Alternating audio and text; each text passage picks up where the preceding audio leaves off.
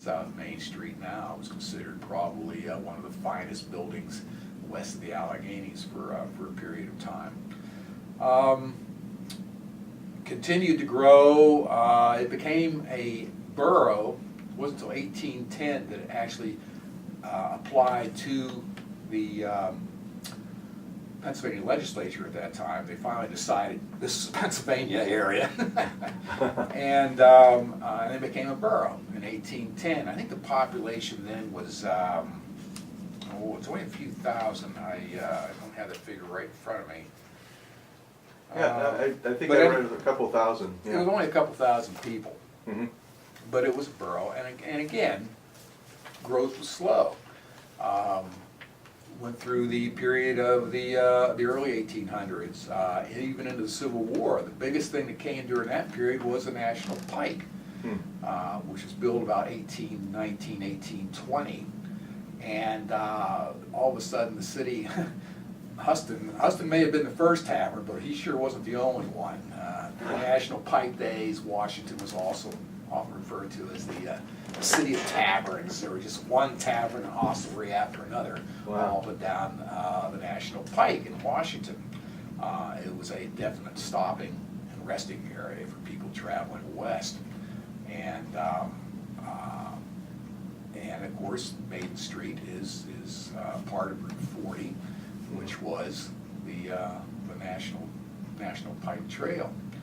And so Washington grew at that point, but surprisingly, not a whole lot of people stayed when they came west this way. They were going further west, and this was mostly a time when people passed through Washington, and not a whole lot of them sunk roots in the Washington area. So the town didn't grow that much. Basically, the National Road fervor died out in about 1960 or so, and Washington became another sleepy agrarian town again with not a whole lot of traffic going through it. The Civil War came along. It did not have a huge impact on Washington. We did raise some units and sent them off to fight. David Atchison is probably the most famous person we know of, who died in Gettysburg, and raised a unit. In the Monongahela Valley, other units were raised, including the famous Ringgold Cavalry, and went off. But there was no fighting around here. There were shortages. There were things that were hard to get a hold of. Of course, families lost relatives in the war, but there was no huge impact on the city of Washington by the Civil War. But it wasn't until the big change came in when there's a big boom, the boom that built the city of Washington, the oil and gas boom. Came in 1884 when the Gantz well struck oil. Where is that? There's a historical marker that marks it. It's on West Chestnut Street. How far out? You just go past the post office. You're going out of town past the post office. On your left, at the bottom of the hill, there's a historical marker. Oh, it's in front of a beauty salon. As you're going up Chestnut Street Hill? Going up Chestnut Street. Okay. It's on your left. Gantz well was just behind this building, it's behind the flour mill, right, very close to Catfish Creek, where it flows through there. And this well struck oil, fine, everything, the well owners were very happy. It was never a major producer, but it told all the well speculators in the area, by George, there is oil, sands below the city of Washington. It's really to get back to you were saying about the Civil War. The reason I got interested in the history of Washington was that my third great grandfather was in the Civil War, 140th Pennsylvania Company. But I started looking at some old photographs, and Prospect Avenue. There were wells everywhere. Yes. I mean, they show these photographs of these oil wells everywhere all over the city, and this is like right in the city itself.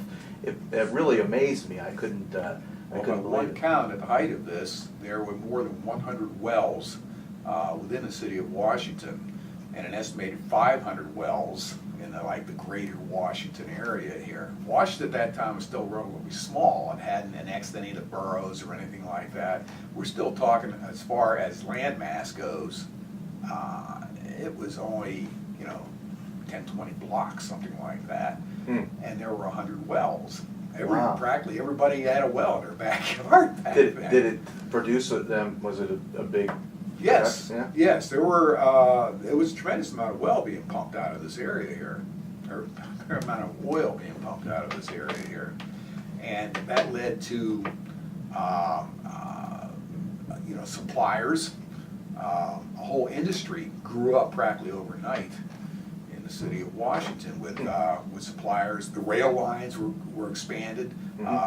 New rail stations were put in. Rail yards were put in because we had pipe coming in. We had supplies coming in. All that kind of stuff had to be shipped in.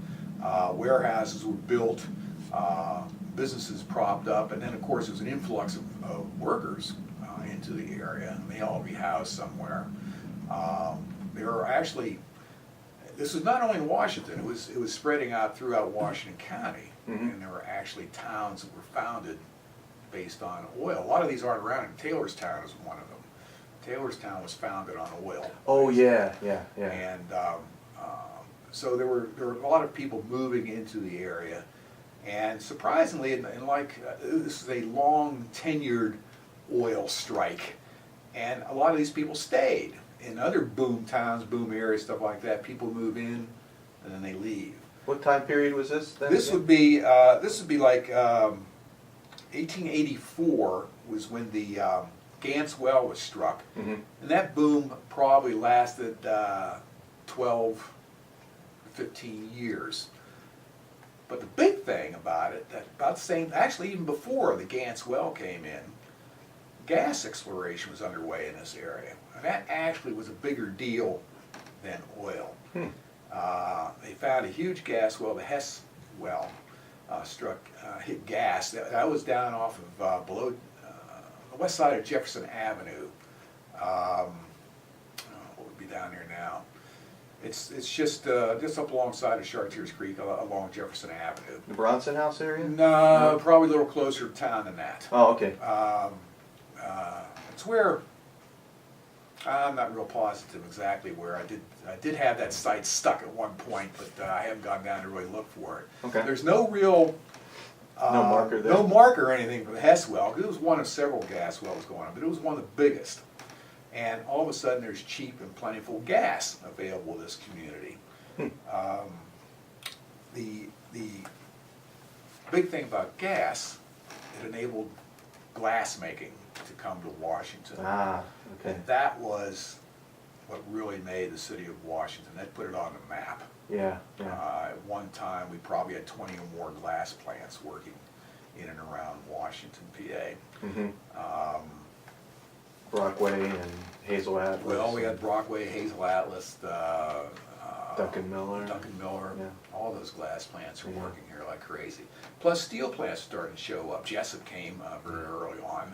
Washington Steel was here. There were other steel fabricating plants. All of them needed a source of something to heat glass, or heat the glass materials or metal. So it was the gas? So it was the gas. Oh, wow. Gas was cheap and it was plentiful here. It was a lot cheaper and easier to handle than coal or coke, which was the mainstay of what was happening in the Pittsburgh area, for instance. Gotcha. Okay. And but this was a lot cheaper and easier to use. It was right there. It didn't have to be shipped long distances, so it was very cheap.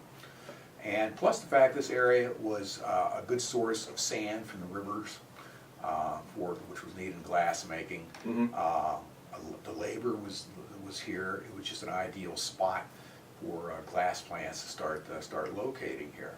Yeah. And, so the glass built up here. And interesting, just an aside here, that W&J College had a small role in the exploitation of gas. The first gas light, the first time gas was used for lighting, was at the home of a W&J professor, James Lyon, Lyon. Ever used? It might have been earlier someplace else, but okay. in Washington it was. I got you. Okay. And it might have been one of the very early ones. This was in 18. I'm always kind of bad on specific dates, but it was shortly after the Hess well came in, and People's Natural Gas was founded here, and they started